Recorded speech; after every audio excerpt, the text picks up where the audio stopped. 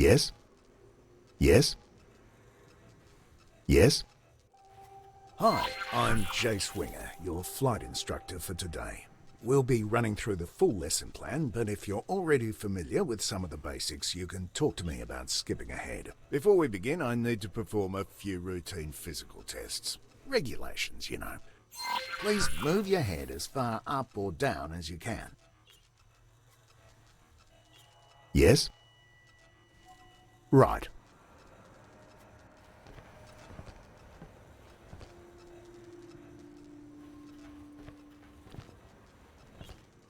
Yes?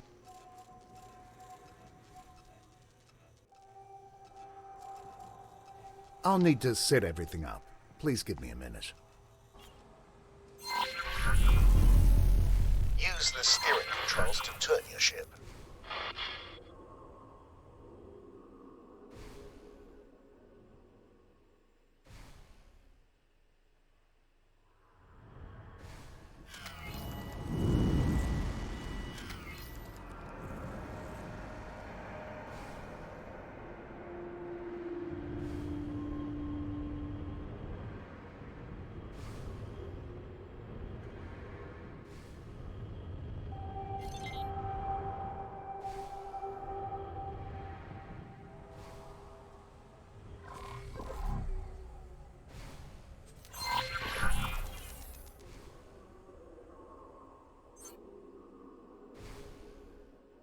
Argon Wharf.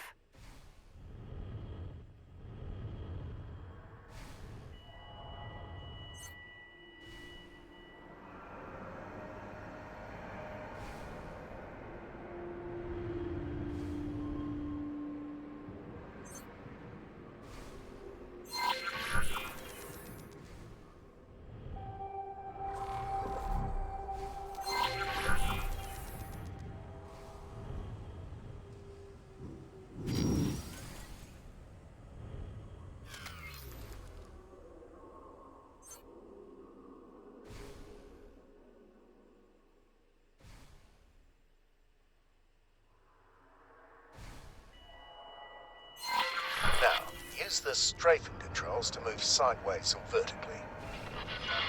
Okay, before we continue, make sure there's no obstacle right in front of you. I can't check from here, so I have to trust you on this one. When you clear, gently accelerate forwards.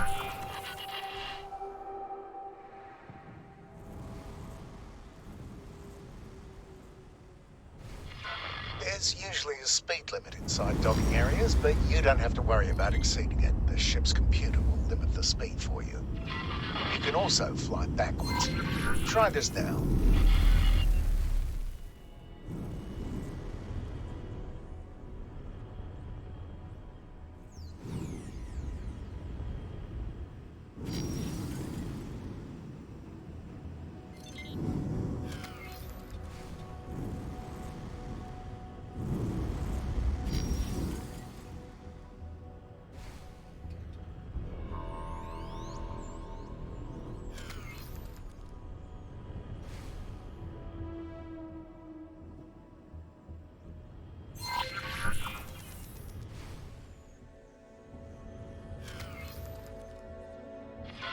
Your ship sensors are all well and good, but sometimes it can be useful to get a more direct look at things. First, look around your cockpit. There are many different kinds, but ship cockpits often provide a wide field of view outside the ship. You can also look at your ship from the outside with the magic of camera drones. Try it. Fly around a bit to get a feel for how it behaves.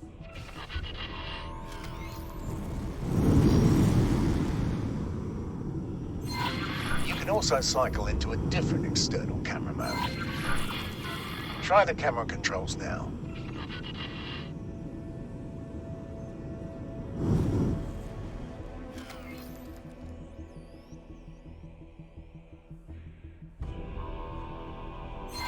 This also works on targets within range. For now, return to the normal cockpit view to move on. You can even tell a camera drone to stay in a fixed location. Try this now. The controls here behave a little differently. Play around with them now. return to cockpit view to move on.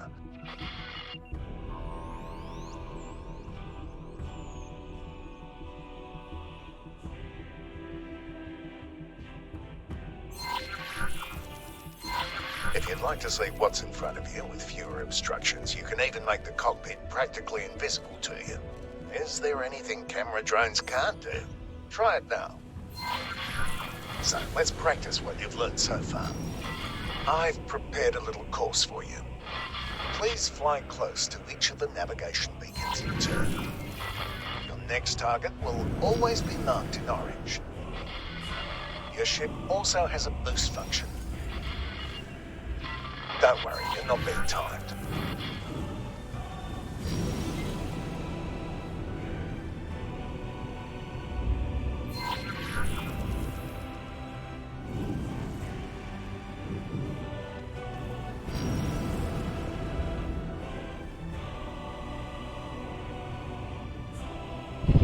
Boosting drains your shield, so use it wisely. You may also notice that it has set your speed to maximum. This is normal and will only persist until you change speed again. Some pilots even find it a convenient way to set their speed to maximum. This next thing is something you are going to be using a lot. I've marked a remote location for you to fly to. Don't worry, I don't expect you to crawl there at your base speed. First, please align your ship so it points roughly towards the target. Now, activate travel mode. Depending on your engine type, it may take a little time to get started.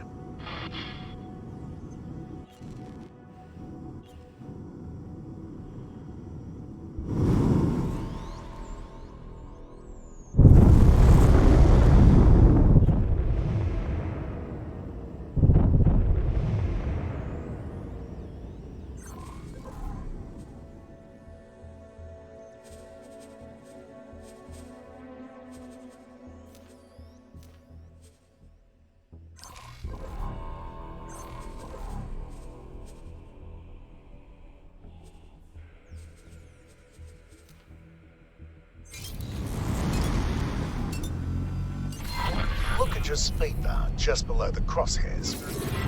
You will keep accelerating for a while until you reach your ship's top travel speed. You've probably noticed other modes in cruise when you activated this one.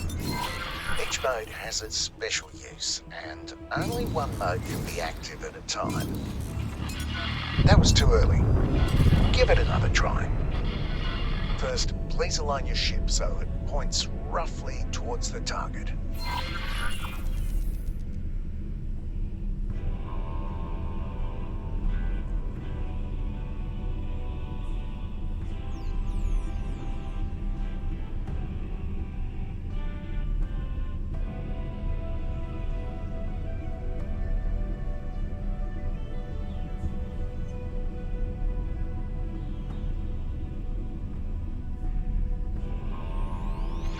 Now, turn off the mode the same way you turned it on.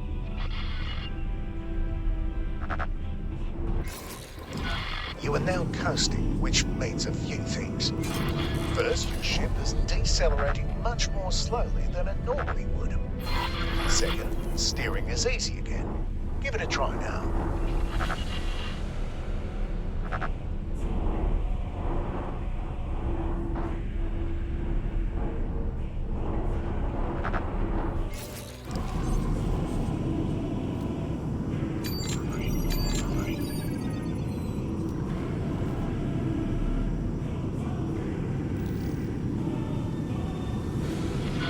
Third, you've probably noticed that your ship keeps flying in the same direction.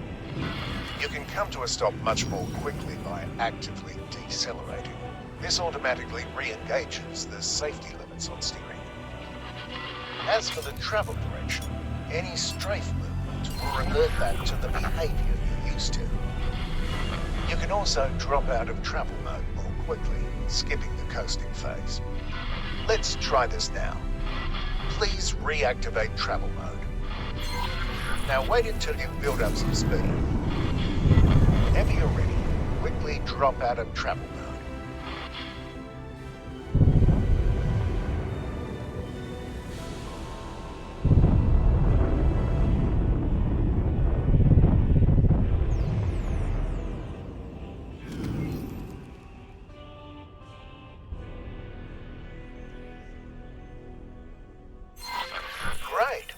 next part will take place some distance from here, so let's take a break and let the autopilot do the hard work for now. The autopilot automatically navigates to the current objective. It engages travel mode when appropriate and makes use of gates, accelerators, and highways. It even avoids obstacles in the way. Well, mostly, which is why you still need to be at the controls.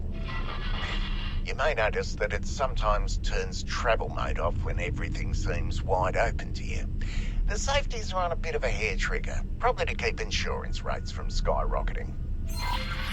While we wait, let's check out your logbook. There are several menus you can access this way. Open the one that's highlighted now.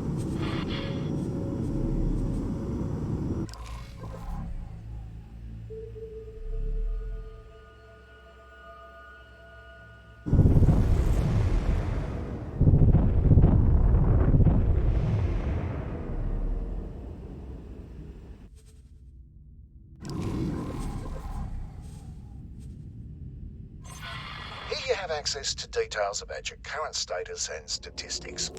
The logbook is highlighted. Open it now.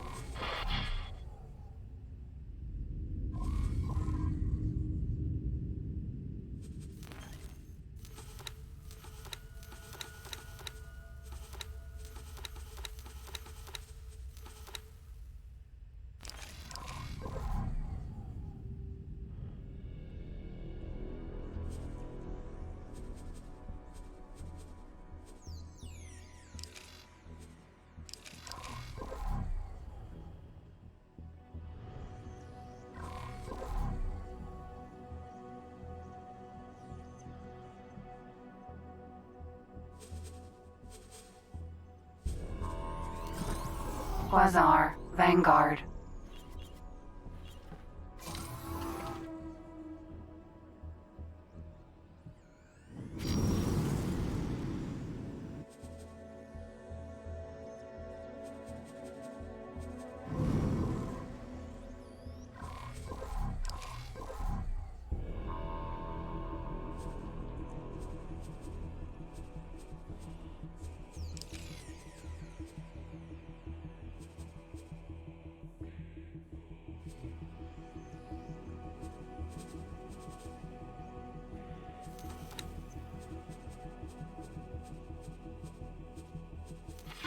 As you can see, there are several categories. You can select one to filter the entries or look at all of them at once. Most of the tips you've seen up until now have been added to the logbook. You can always go back and reread them if you feel like you've missed or forgotten something. Take your time looking around these menus. Close them when you're ready to move on. If you're getting bored, you can disable the autopilot at any time and fly the rest of the way yourself.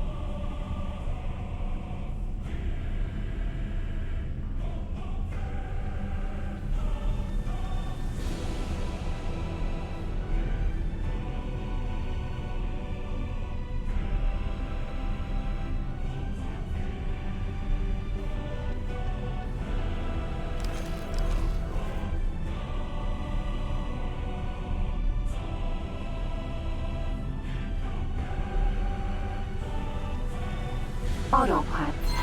Good, you've arrived. There's a ship next to you. Its color on your HUD indicates that it's not hostile. Please select it as your target.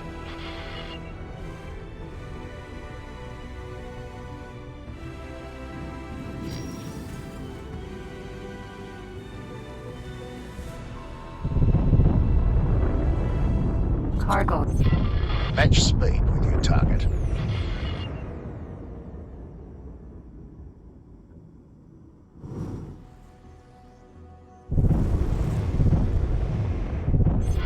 By the way, matching speed is even possible when both you and your target are in travel mode. I've now activated your primary weapon. The small dots that have just appeared indicate where the weapons are currently aiming. They will automatically track your current target as long as it's close enough. There are a handful of targets in front of you. Their HUD color indicates that they are enemies. Note that the HUD markers of some targets are smaller. These targets are currently outside your weapon range. Select the closest enemy target. A new HUD element has appeared right in the center of the target. This is the aim ahead indicator. It shows you where you need to aim, which is especially useful if the target is moving. Slowly cycle through all the targets.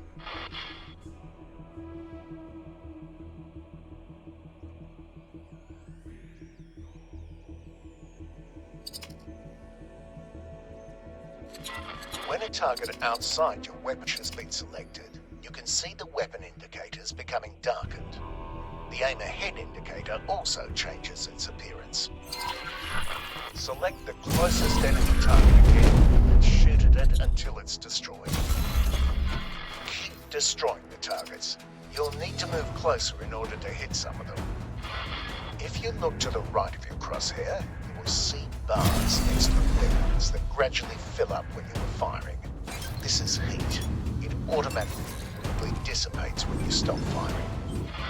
This happens more slowly if there are multiple weapons cooling down at the same time. Your weapon's just overheated. You will not be able to fire until they've cooled to a safe temperature.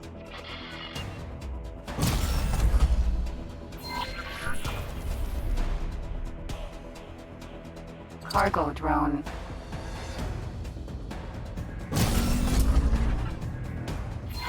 This target is much sturdier than the others. Look at the blue bar above the target. This is its shield strength. After a few seconds without damage, it will begin to recharge. All shields work like this, including your own. I've now activated your secondary weapon, missile launcher. It's loaded with a type of guided missile that requires a target lock. Please select the target in front of you. You can now see a lock being applied. You may fire when ready.